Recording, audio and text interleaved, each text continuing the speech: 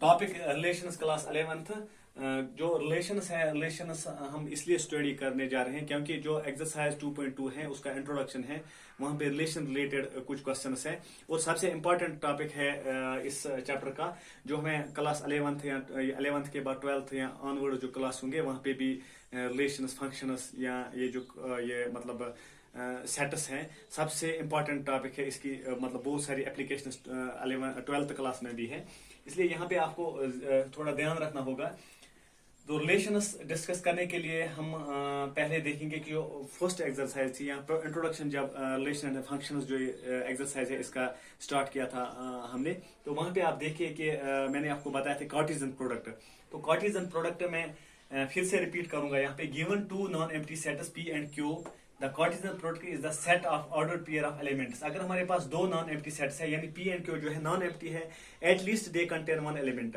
और सेकंड जो है the Cartesian product is the set of ordered pair of elements. तो नॉन एम्प्टी सेट्स अगर हमारे पास है P एंड Q, इनमें हम किस तरह से ये जो कार्टेशियन प्रोडक्ट है वो निकालते हैं।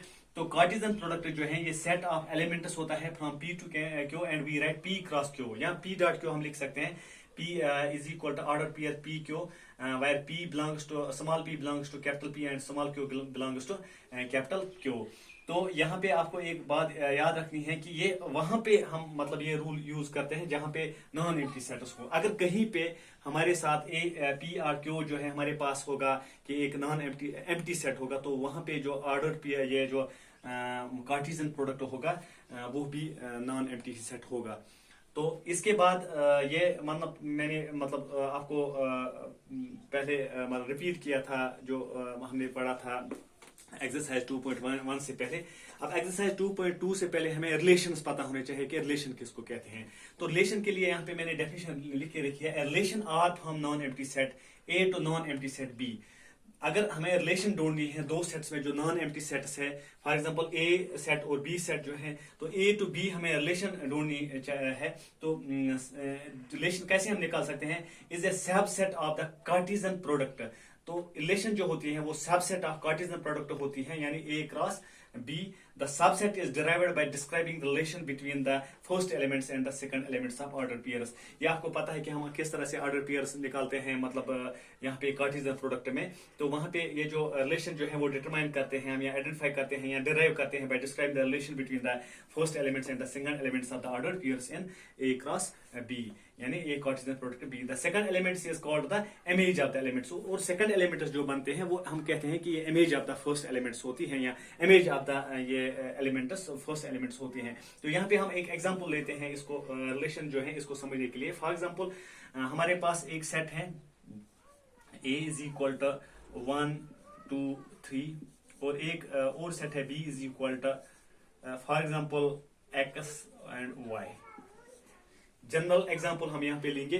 तो आपको पता है कि कार्टेशियन प्रोडक्ट में अगर हम देखेंगे कि कितने इसमें मतलब ये ऑर्डर्ड पेयर्स होते हैं, तो वहां पे ऑर्डर्ड पेयर्स हम ऐसे भी कह सकते हैं कि ये जो फर्स्ट एलिमेंट्स होते हैं यानी Mn, अगर इसमें M एलिमेंट्स हैं और B में N एलिमेंट्स हैं, तो M को मल्टीपल करके हमें पता चलता है कि इसमें कितने ऑर्डर्ड पेयर्स होते हैं। तो यहाँ पे आप देख सकते हैं कि यहाँ पे 1 2 3 एलिमेंट्स है एंड 2 एलिमेंट्स है, और 3 और 2 जो है 6 के बराबर होगा। तो यानी ये जो ऑर्डर्ड पेयर्स होंगे यहाँ पे 6 ऑर्डर्ड पेयर्स बनेंगे, यानी A cross B, A Cartesian product B जो है इज इक्वल टू 1x, जैसे कि आपको पहले ही पता है, एंड 2 1 y, इसके बाद 2x 2y 3x and 3y। यानी यहाँ पे हमने 6 ऑर्डर्ड पेयर्स 1 2 3 4 5 6 ऑर्डर्ड पेयर्स बनाए। और यहाँ पे मैंने लिखा है relation R from non empty set A to non empty set B is a subset of the Cartesian products. ये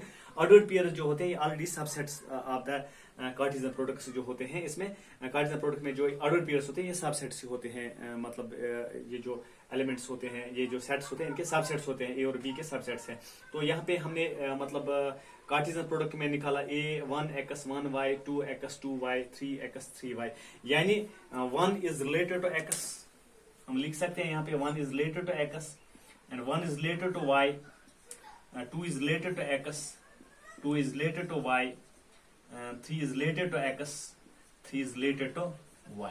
अगर रिलेशन नहीं है तो हम लिख सकते हैं one is not related to X, लेकिन यहाँ पे रिलेटेड है तो यहाँ पे हम वन रिलेटेड टू एक्स लिख सकते हैं। तो इस पे आर पे क्रॉस डाल के हम ये दिखाने की कोशिश करते हैं कि ये रिलेटेड नहीं है। तो इस तरह से हम मतलब ये रिलेशन है, रिलेशन को हमने डिस्कस किया। तो यहाँ पे एक और पॉइंट्स जो है इस रिलेशन जो है हम रिलेशन के रिलेटेड कुछ पॉइंट्स हैं।